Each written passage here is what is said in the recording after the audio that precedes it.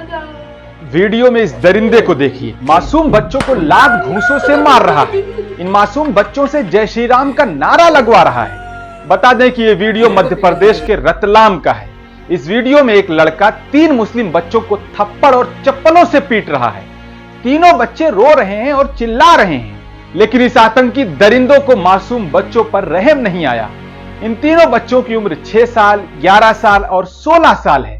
जब बच्चे दर्द की वजह से अल्लाह का नाम लेते, तब यह दरिंदा चप्पल से पीटते हुए उन बच्चों से जय श्री राम के नारे लगवाए। खबर है कि जिन बच्चों को मारा जा रहा है उनमें से एक बच्चे के मां बाप की मौत हो गई है।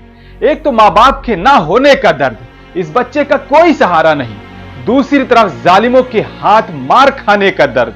सोचिए ये बच्चे कितना सहम गए होंगे। हिंदू समाज के माता पिता को अपने पास बैठे अपने बच्चों के बारे में जरूर सोचना चाहिए कि आपका बेटा धर्म के नाम पर हत्यारा बन रहा है, हाथ में खून का धब्बा लग रहा है और खून का धब्बा बदले के बगैर मिटता नहीं है।